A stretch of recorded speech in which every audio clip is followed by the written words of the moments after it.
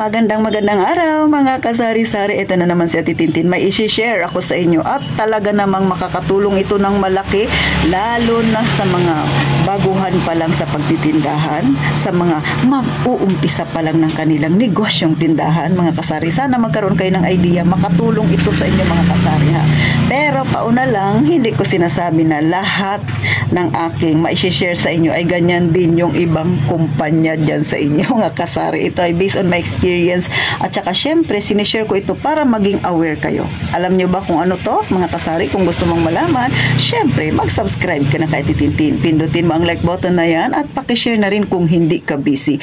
At syempre may isa pa, please lang, kung dati kang subscriber, wag mo namang iiwan si Ate Tintin, wag kang mag-subscribe. Paano pa tayo magchichismisan yan mga kasari kung iiwan mo ako?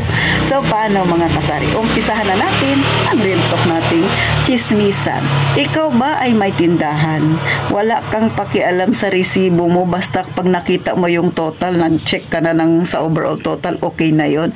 Pues makinig ka sa akin, baka ito ang dahilan bakit hindi umaasenso ang tindahan mo. Imbis na pasulong, nagpaurong ka, hindi mo pinansin ito. So ano ba ito mga kasari? Kapag ikaw ay nag-uumpisa pa lang ng tindahan mo mga kasari, or kauumpisa pa lang, syempre nag-check ka ng resibo. Ito ha, example lang ha, hindi talaga ito. So pag namimili kayo, di ba? Ito, so, pag yan, ha? Pag namimili kayo, ito yung presyo niya, then syempre yan yung overall. Pansinin niyo pag sa grocery store kayo mamimili. Diyan sa item na binili ninyo, kunwari, sardinas, 20 pesos. Sa 20 pesos na yan, nakapasok na dyan yung VAT na tinatawag nila. So, syempre, overall niyan yan na siya mga kasari. At makikita mo rin syempre kung magkano lang ang dapat na binayaran mo. Pero dahil nagdagdag siya ng VAT, so makikita mo yan. Kaya ganun yung binayaran mo. So, meaning, sa isang item na binili mo, pasok na doon yung VAT na yan mga kasari. O ha? Okay na, naintindihan na.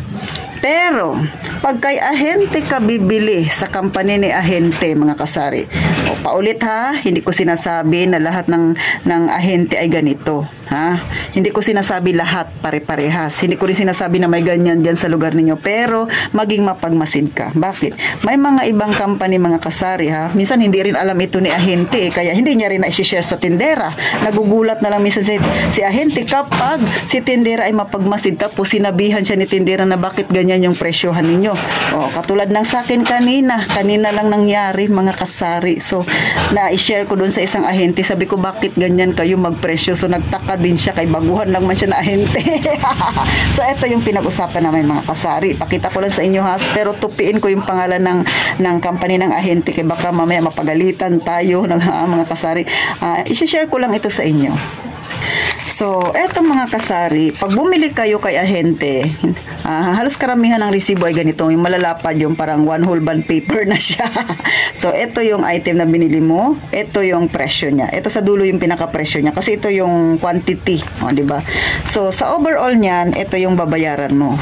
Kung dyan ka lang nakatingin, tapos nagpresyo ka, nagbase ka dito, dyan ka nagpresyo, pag hindi ka mapagmasid, hindi ka mapagmatsyag, hindi ka mabusisi sa resibo mo, malulugi ka.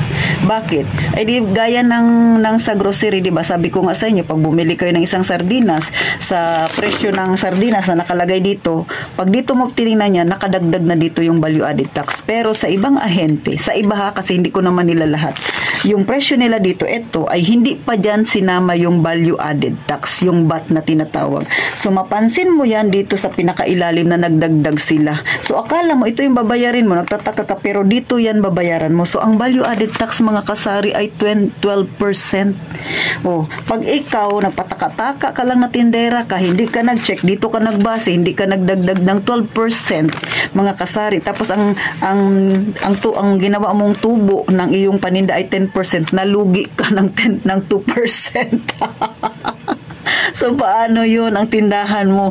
Kaya ba nagtataka ka? Kung imbis na pasulong ang tindahan mo, paurong?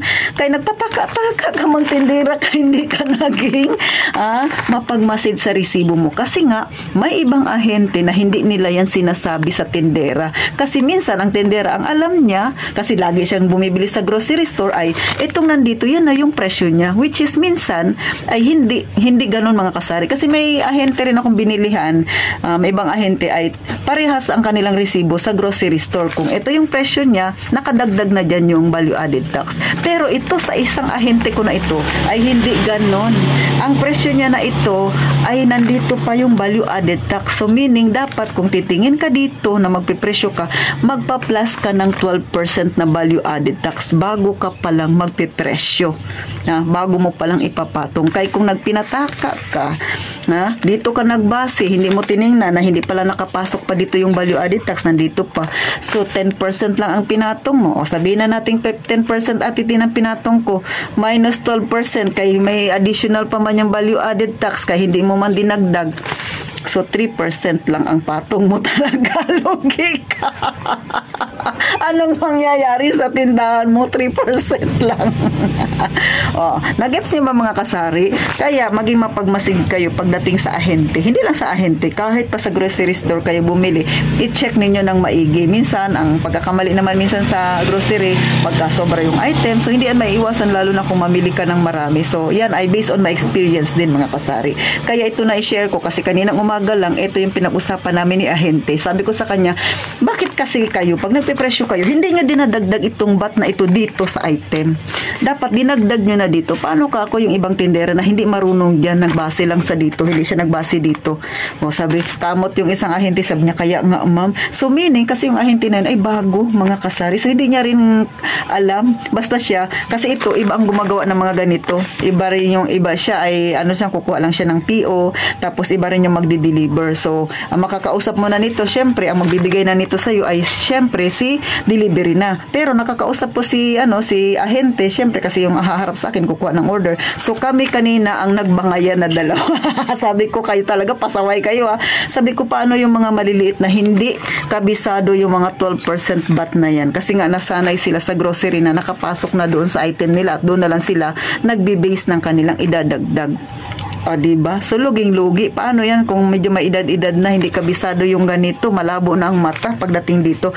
Plus, may plus pa ito mga kasari sa 12% na value added tax, may 1% pa silang additional. Sabi pa nung ahente sa akin kanina, nagbaba kami ng 1%. Dati 2% yan, bali 1% na lang. So, sabi ko naman sa kanya, sa ahente, sabi ko, pataka ka lang, dati 2% yan. Sabi niya, nga, ngayon 1% na lang. 1% nga, nagbaba sila ng 1%, pero binira ka naman sa 12% na value added tax kasi hindi nila dinagdag dito. Kaya, kung hindi kayo mapagmatsyag sa inyong resibo, hindi nyo napansin na nandito pala sa pinakailalim yung 12% ay mga kasari, lugi kayo. Ito mga kasari, sinishare ko sa inyo, hindi ako naninira, ito ay binabahagi ko lang para maging aware dyan yung mga kasari natin na baguhan pa lang sa pagtitindahan, na hindi pa kabisado yung pasikot-sikot mga kasari. Sayang din kasi, akalain mo yan kung papatong ka lang ng 15%, tapos yung ahente ay ganitong klase, na hindi niya sinabi sa'yo yung pinakailalim pa pala yung 12% na magdadagdag ka. So paano yun? Kung 15% minus pa ng 12% na value added tax, so nanabayaran mo, hindi mo pinatong sa paninda mo. So 3% lang ang iyo doon. So hindi mo talaga kayanin yung bayarin sa City Hall pag magkakuha ka na ng permit. So hanggang dito na lang si Ate Tintin. Napangiti ko man kayo mga kasari, pero ito real talk. Ulit, hindi ako naninira. Gusto ko lang i-share sa inyo para maging aware yung ibang mga kasari natin tungkol sa pagpipresyo ng kanilang paninda. Based on my experience, hindi ko sinasabi na yung mga taga dyan sa inyo ay kaparehas din ng na-experience ko ang ugali dito mga kasari. Pero hindi naman natin masisisi si ahente kasi yung gumagawa ng mga resibo na yan ay sa opisina nila. So si ahente, minsan hindi niya rin alam yung ganito. Kung kanina nga, kung hindi ko tinanong yung kinausap yung ahente, nag-usap kami dalawa, ay hindi niya rin malalaman. Kaya, eto ang pinakamaganda, maging mapagmatsyag mga kasari. So, paano hanggang dito na lang si Ate Tintin? Pangiti-ngiti man ako, patawa-tawa man ako sa video na ito, pero sana may nakuha kang aral mga kasari. Lagi kayong mag-iingat, lagi ninyo titingnan ang resibo ninyo para hindi naman malugi yung inyong tindahan. Kasi sa totoo lang, ang pagpepresyo, may malaki, isa yan sa may pinakamalaking may kinalaman kung bakit minsan nagiging maganda ang takbo ng isang negosyo o nagiging pabulusok. Hanggang dito na lang, gaya nga ng palagi kong sinasabi, mag-iingat tayong palagi, mga kasari.